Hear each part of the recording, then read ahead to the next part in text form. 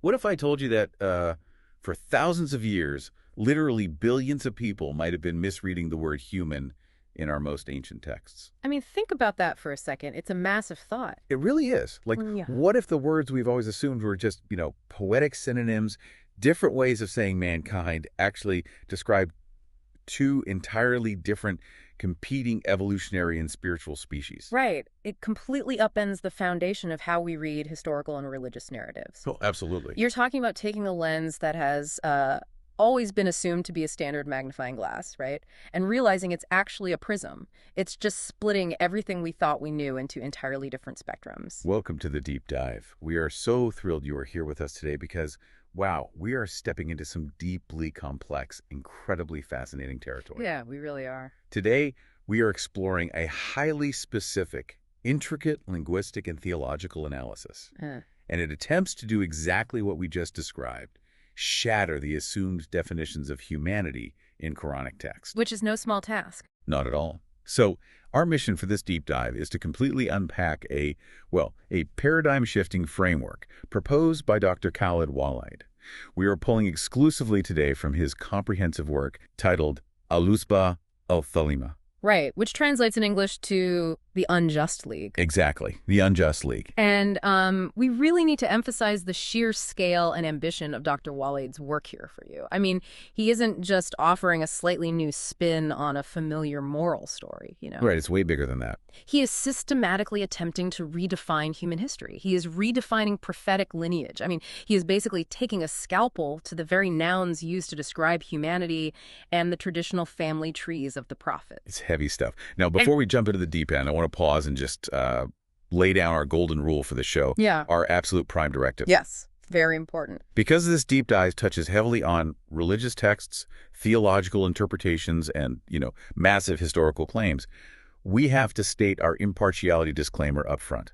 We are your guides today. That is our one and only role. Exactly. Just the guides. We are completely impartial. We are not endorsing. We are not validating. And we are absolutely not taking sides on any of the theology or the historical claims presented. Right. That is a crucial boundary. We aren't theologians, and we aren't arbiters of history. We are just here to map out the architecture of Dr. Khaled Waleed's thought process. Because it's such a unique process. It is. His methodology relies on a strict, almost mathematical linguistic metric. So our job is simply to convey his unique arguments exactly as they are written in his source material.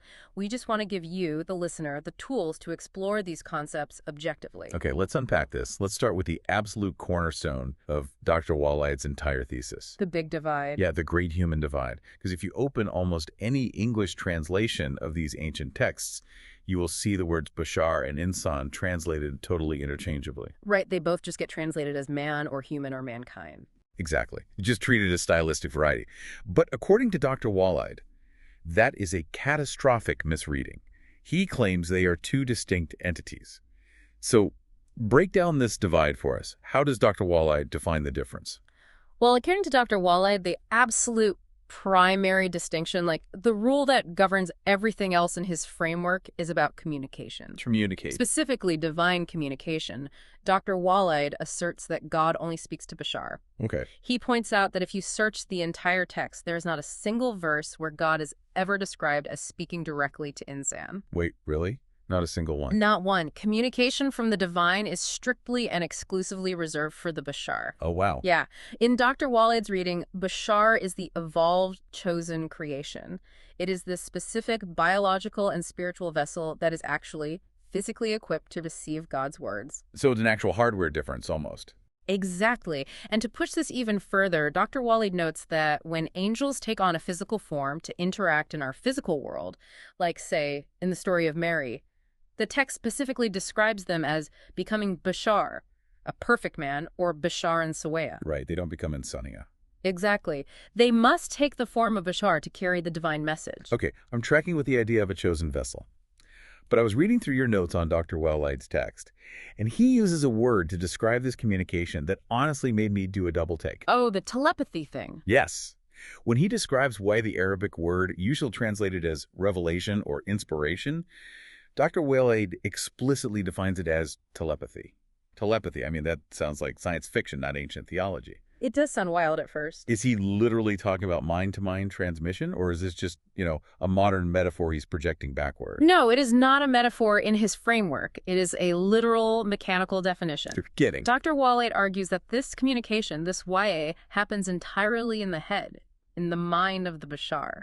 Not the heart. I feel like usually it's about the heart. Nope, he says it bypasses the traditional sensory organs entirely. It stems directly from God's spirit and is processed in the mind. It is a direct, word-based, encrypted transmission. That is fascinating. He uses the concept of telepathy to explain why nobody else standing around a prophet hears the voice of God. The Bashar has the internal spiritual hardware to receive the signal. Okay, I'm trying to visualize this for the listener. So according to Dr. Waleed, it's almost like Insan is a standard base model radio. That's a good way to look at it. Right, like he can only pick up local AM and FM frequencies, the earthly senses. An Insan can see the dirt, hear the wind, feel the heat of the sun. But Bashar has a specialized satellite dish installed in their consciousness. Yes, exactly. And that dish is capable of receiving a direct, encrypted, telepathic signal from the cosmos that the standard radio simply cannot process. That is a highly effective way to visualize his framework. And the reason for this hardware difference goes back to their origins. Okay, how so? Well, Dr. Waleed acknowledges that both Insan and Bashar are created from clay or mud. They share that baseline earthly origin. Right, the dust of the earth. But he points out that Insan represents a previous, much more grounded earthly creation. Insan is equipped only with hearing, sight, and hearts. Dr. Waleed calls these the purely earthly tools of reception. So the AM radio. Yes. The Bashar, however, is the upgraded entity, equipped with the tools of the spirit required for why. But why, though? Why the split? If they're both made of clay, why does one get the upgrade and the other gets left with the basic AM radio? What's fascinating here is how Dr. Waleed uses the concept of the amana, the trust, to explain the causality behind this evolutionary split. The trust. Right, I remember that. Yeah, in the Quranic narrative, there's this cosmic moment where the heavens, the earth, and the mountains are offered this massive responsibility, this divine trust, and they all refuse. They are terrified of it. They pass on it, but Insan takes it. Exactly. Insan steps up and accepts it, right? And traditionally that's framed as mankind taking on moral free will. It's seen as a build thing. But how does Dr. Waleed read it? Dr. Waleed reads it as a catastrophic failure. Really? A failure. Oh, absolutely. Because immediately after Insan accepts the trust, the text describes Insan as zaluman jahula, unjust and ignorant. Oh, wow. According to Dr. Waleed, Insan failed miserably at carrying this responsibility. They failed to appreciate the magnitude of the trust, they became detached from God's signs, and they simply could not uphold the covenant of his words. So because they botched the trust so badly, they are permanently locked out of the direct telepathic communication. Yes. And this is where Dr. Waleed establishes a foundational, unbreakable rule for his entire thesis. And I want you to really think about this because he applies it rigorously. Okay, lay it on me. Dr. Waleed claims that whenever the text says insan, it is universally, without exception, associated with negative traits. Without exception. I mean, I looked at the list Dr. Waleed provided in his book, and if you isolate the verses like he does, it is a relentless critique. It really is. The text describes insan as greedy, ungrateful, impatient, rebellious, prone to despair, always arguing. It really paints the insan archetype as deeply, deeply flawed. While Bashar, on the other hand, never carries this inherent, overwhelming textual negativity, the Bashar is the refined vessel capable of handling the trust that insan dropped. Okay, I have to stop you because this is where the skeptic in me flares up. Sure. It's one thing for a modern scholar to sit down with a dictionary and a spreadsheet and say, look, I found a pattern. Insan is bad, Bashar is good. But how does Dr. Waleed prove that this linguistic divide isn't just his own retrospective theory? Right. How do we know they knew that back then? Exactly. How does he prove that the historical figures in the texts themselves knew about this biological or spiritual difference and actively operated by this rule? Dr. Waleed actually anticipates that exact reaction. He knows he needs textual proof that this was an active, lived reality, not just a thematic pattern. So where does he find that proof? To prove it, he takes us to the stories of Maria, Miriam, and the prophet Zechariah. He asks us to look very, very closely at the silences and the signals in their stories. Let's start with Mary, because this is right after she has given birth to Jesus, right? She is returning to her people, and she knows they're going to be asking a lot of very aggressive questions. Right, she's expecting an interrogation. And she's given specific divine instructions on how to handle it, right? Correct. And according to Dr. Waleed's strict literalist reading of the text, Miriam is instructed that if she sees any bashar, she is to signal to them that she has vowed a fast of silence to the most merciful. Okay.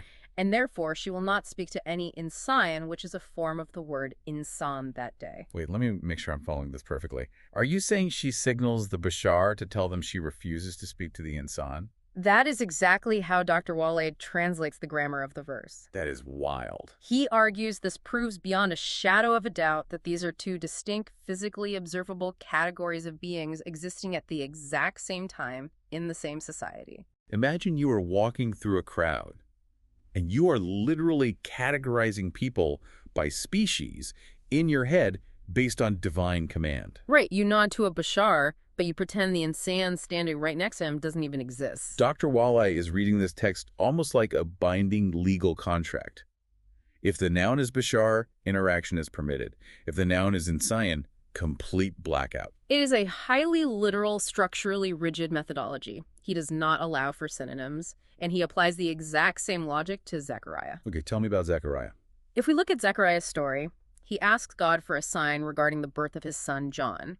And he is told his sign is that he will not be able to speak to the people, the Nas, for 3 nights. Right, he loses his voice. So what happens next? The text says he went out to his people and used Wa'are to communicate with them, telling them to glorify God morning and evening. Wait, hold on. Wale, that's the same exact word Dr. Wall defined earlier as telepathy or direct mind-to-mind signaling, right? But I thought only God used Y. This is where Dr. Waleed's framework gets incredibly granular. Because Zechariah was biologically restricted from using normal spoken words with the general populace, he utilized Y, this higher-level signaling, this telepathic projection, to communicate. But who did he communicate with? Dr. Waleed argues that Zechariah could only use Wawai to communicate with the people in his community who were of the Bashar category. Oh, because they're the only ones with the receiver. Exactly. It's a linguistic puzzle piece that fits perfectly into his earlier rule. The Bashar has the internal receiver for Wawai, the Insan does not. Wow.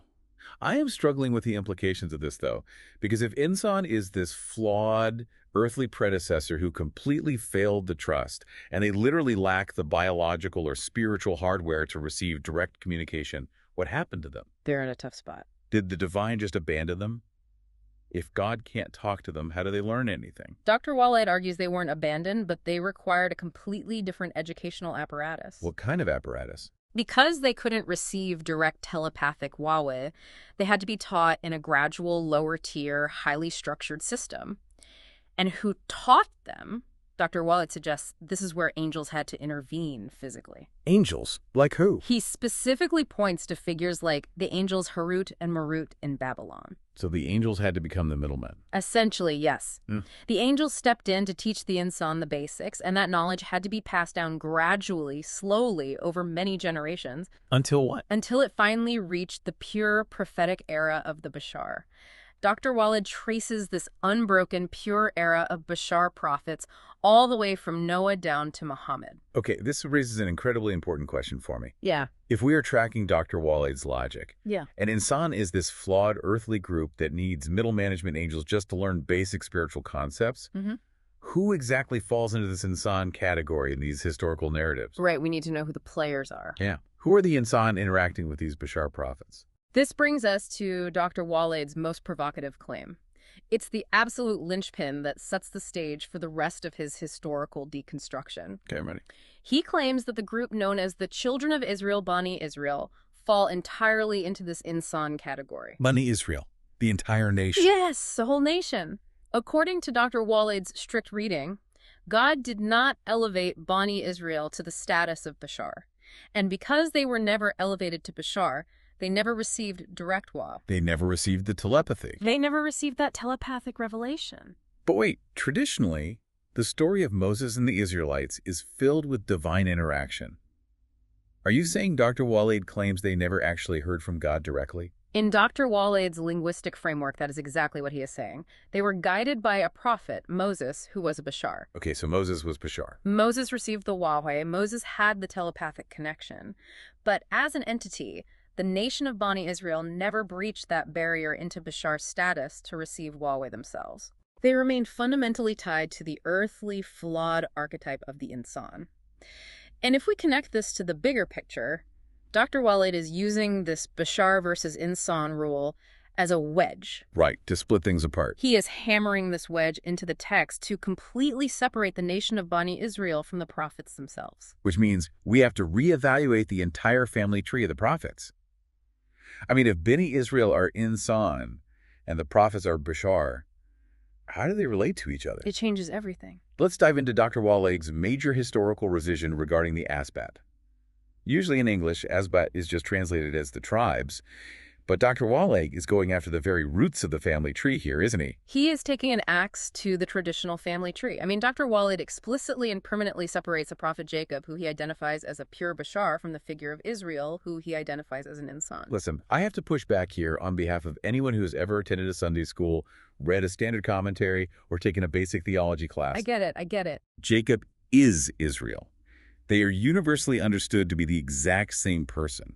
The text says Jacob wrestles with an angel, or God, and is renamed Israel. You can't just separate them. Traditionally, you are absolutely right. But Dr. Waleed argues that the traditional understanding relies on external commentaries and a blurring of terms. Okay, so how does he read it? If you apply his strict literalist decoding to his source text, the Unjust League, he categorizes the Asbat, the tribes, into three completely distinct, isolated tiers. Three distinct tiers. Okay, walk me through these three tiers. Tier 1 is what he calls the Asbat of Ishmael. He defines this as the righteous line. Okay, tier 1, Ishmael righteous. Got it. Tier 2 is the Asbat of Isaac. He defines this as the unjust line, which is actually where the title of his work, The Unjust League, comes from. Oh, that makes sense. And tier 3. And tier 3 is the Asbat of Bani Israel. And who are the Asbat of Bani Israel in this three-tier system? Dr. Waleed defines them as completely unknown, disconnected nations. Wait, disconnected? In his framework, they have absolutely zero direct bloodline connection to Abraham, to Isaac, or to Jacob. I am going to need the absolute receipts on this one, because you are talking about dismantling thousands of years of accepted genealogy. How on earth does Dr. Waleed prove, strictly using the text, that the tribes of Israel have no connection to Jacob? It all comes down to the absolute mathematical precision of Arabic grammar. Specifically, Dr. Waleed focuses on the critical difference between definite and indefinite nouns. You mean the use of the word the? Exactly, the definite article. Let's put ourselves in the shoes of someone reading a highly sensitive legal document today. Okay. If a contract refers to the board of directors in one paragraph and then later refers to some board of directors, you immediately recognize they're talking about two different groups. Right.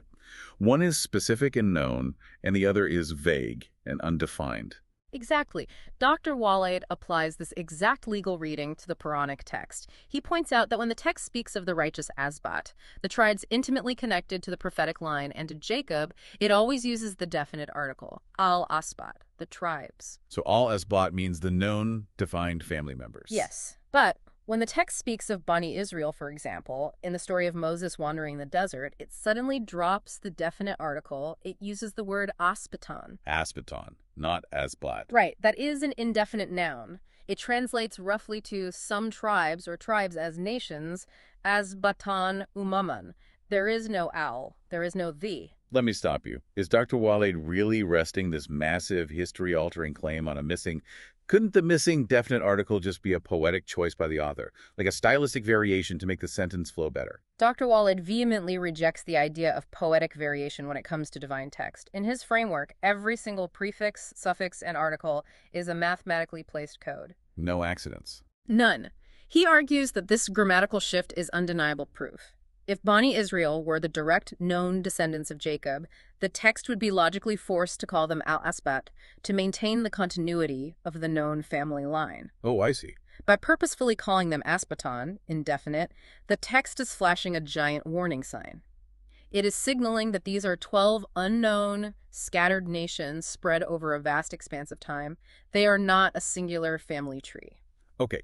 If we accept his premise for a moment that the grammar dictates they are unknown nations, what characterizes these unknown nations of Bani Israel in Dr. Waleed's view? According to his analysis, they are characterized by two overarching themes. First, getting lost. This is a period of wandering known as the T. Okay, getting lost in the desert. And second, being consistently unjust to themselves. Wait, that brings us back to the insan rule, doesn't it? Exactly. Remember the insan rule. Bani Israel as indefinite tribes represent the absolute epitome of the flawed insan archetype on a macro-national scale. That is a staggering reinterpretation. But Dr. Waleed has just created a massive narrative vacuum. How do you mean? Well, if Beni Israel, these 12 tribes wandering in the desert with Moses, aren't Jacob's direct family, then who exactly were the kids living in Jacob's house? Yeah. I mean, who are Joseph and the brothers who threw him in the well? We need to go inside Jacob's house because Dr. Waleed has a highly specific answer for this, doesn't he? He does, and it fundamentally changes the domestic dynamic of that entire story. Dr. Waleed claims that the children in Jacob's house, the boys eating at his dinner table, were not his biological sons. Not his sons. Then who were they? Dr. Waleed argues that Jacob was acting as a guardian, a foster father. The children in his house were actually the children of widowed mothers from his extended family. Essentially, they were his nephews. How does a translation convention hide the fact that they were nephews for this long? Like, what is his actual proof for that? Again, he turns to the strict, literal definition of Arabic vocabulary. Dr. Waleed points out exactly how the brothers address Jacob in the text. When they speak to him, they call him Abana. Yeah. In classical Arabic, Ab or Abana, our father, is a broad term.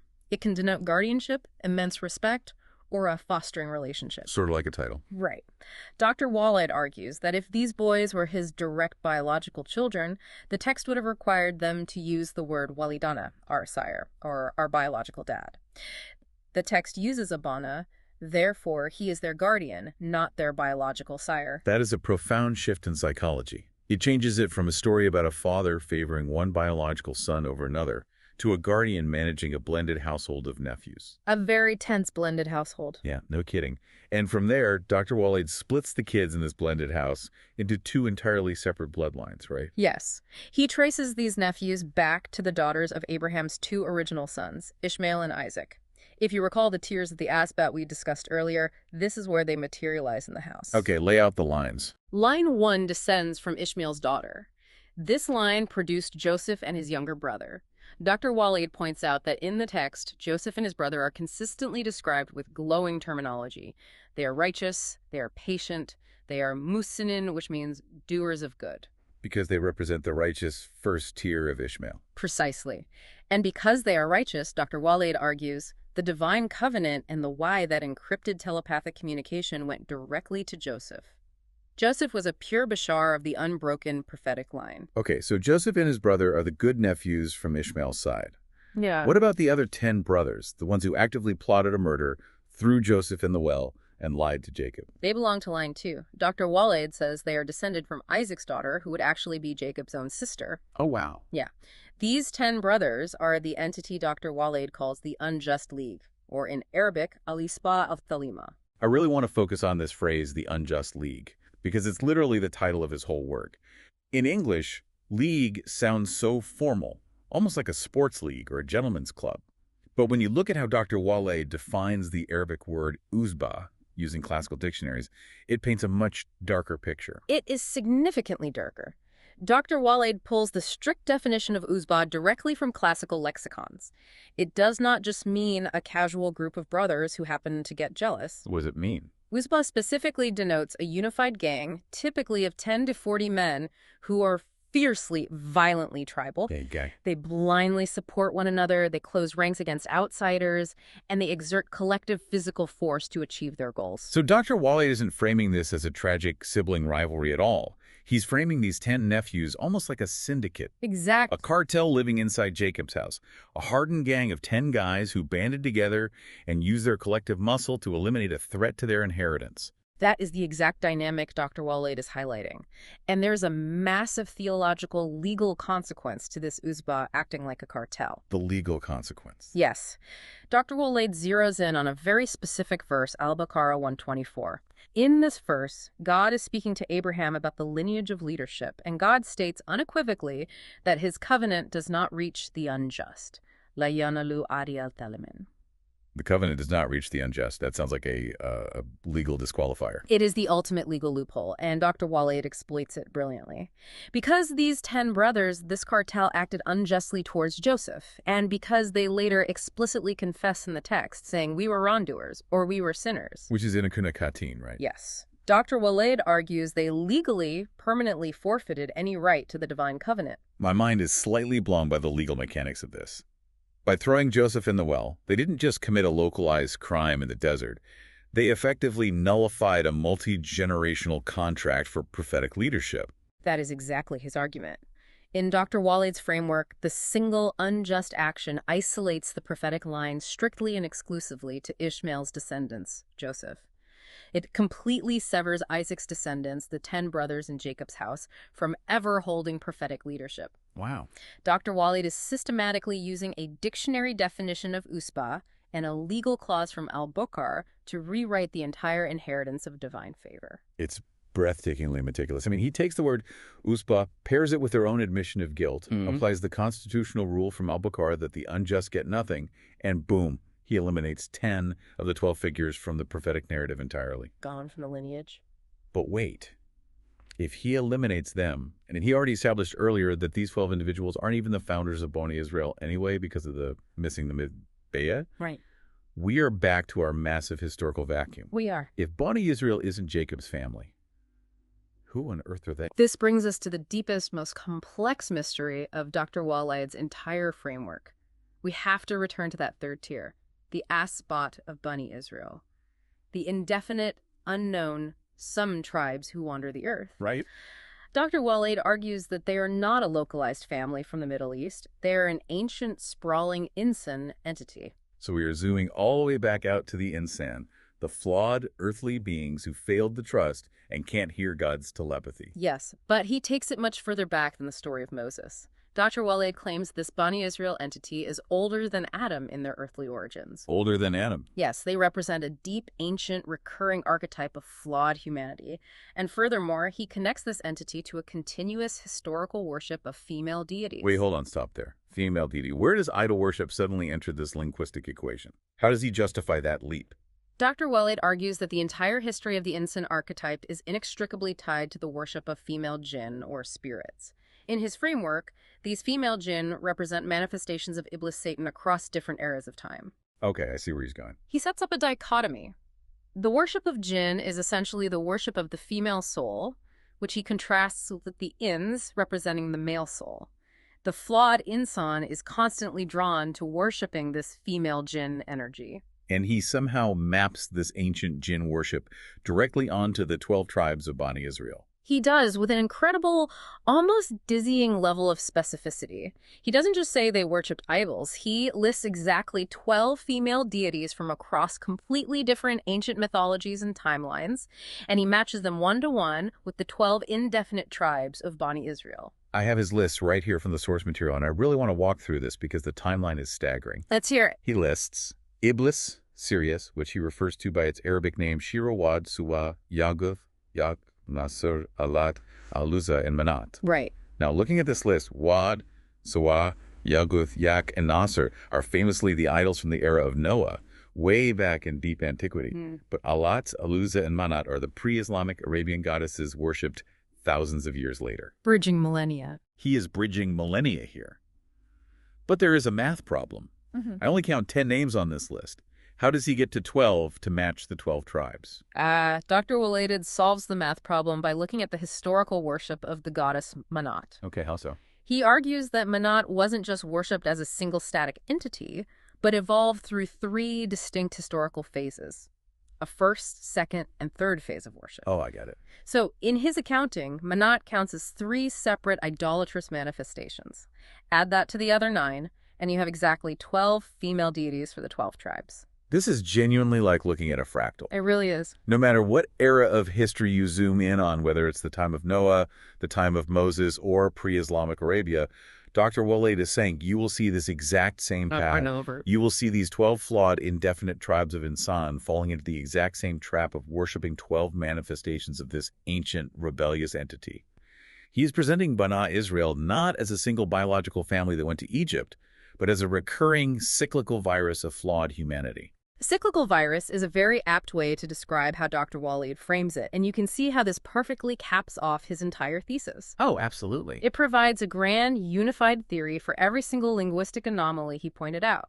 It completely separates the pure Bashar prophets who maintain the covenant, who receive telepathic wawai, and who belong to the definite family line of Jacob and Ishmael from the flawed, insane nations. The nations who fail to trust, wander blindly in the desert, act like a cartel, and perpetually worship these 12 female idols. Exactly. And the most staggering part of all of this is that he doesn't use outside historical records to do it. He does it all by pulling on these microscopic linguistic threads hidden in plain sight in the text. Just grammar and vocabulary. The presence or absence of a single white, the dictionary definition of the word usba, the shift between abana and waladana. Exactly. Dr. Waleed is demanding that we treat the text not as a collection of inspiring stories with loose translations, but as a highly encrypted, mathematically precise document where every single syllable is a load-bearing pillar of a massive historical truth. Okay, let's take a deep breath because that is an overwhelming amount of information to synthesize. For those of you listening, if you're feeling a bit dizzy, you aren't alone. So what does this all mean? Let's recap the journey we just took through Dr. Khaled Waleed's text, The Unjust League. We started by establishing Dr. Waleed's absolute core premise, the biological and spiritual division between the Bashar, the telepathic, spiritually evolved vessel chosen to receive God's encrypted word, and the insan, the flawed, earthly archetype who failed the cosmic trust and requires angels to teach them. From there, we saw how Dr. Waleed weaponized this linguistic rule to completely rewrite the most famous family tree in history. He turned Jacob's biological sons into fostered nephews. He divided those nephews into the righteous line of Ishmael, who kept the covenant, and the unjust league of Isaac's line, a cartel of 10 brothers who legally forfeited the covenant by throwing Joseph in a well. And finally, we saw how Dr. Waleed used the absence of a single definite article, the missing "the," to completely detach the nation of Bani Israel from Jacob's family tree altogether. Completely severing them. He reframed them as an ancient, recurring, indefinite archetype of flawed insan humanity, permanently tied to the worship of 12 specific female idols across all of human history. It is a staggering reimagining of texts that billions of people assume they know inside and out. It really makes you realize how much weight, how much world-building power a single translated word can carry. Which brings us to a final provocative thought for you, the listener, to mull over long after this deep dive ends. Dr. Waleed's entire framework relies on the absolute, unyielding precision of language. It's the radical idea that a word like uzba, a syndicate or gang, or the presence of a l in front of a noun cannot possibly be an accident or a stylistic choice. In his view, it is a deliberate, hidden code. A code just waiting for someone with the right dictionary to crack it. Right. And it makes you wonder, if we were to apply this exact same level of rigid, hyper-literalist decoding to the texts we interact with every single day, our legal documents, our political treaties, even our own personal text messages and emails, how many completely different truths are hiding in plain sight? Yeah. How many massive misunderstandings are we living with, just waiting for someone to change the definition of a single, seemingly insignificant word? That is a brilliant point to end on. The true muddy waters aren't just buried in ancient scrolls. They are in everything we read, depending entirely on what linguistic lens we choose to wear. Thank you so much for joining us on this deep dive into the fascinating, complex, and intensely specific work of Dr. Khaled Waleed. We hope this exploration has given you something completely new to think about, and we encourage you to keep questioning the text, the translations, and the words around you. Until next time.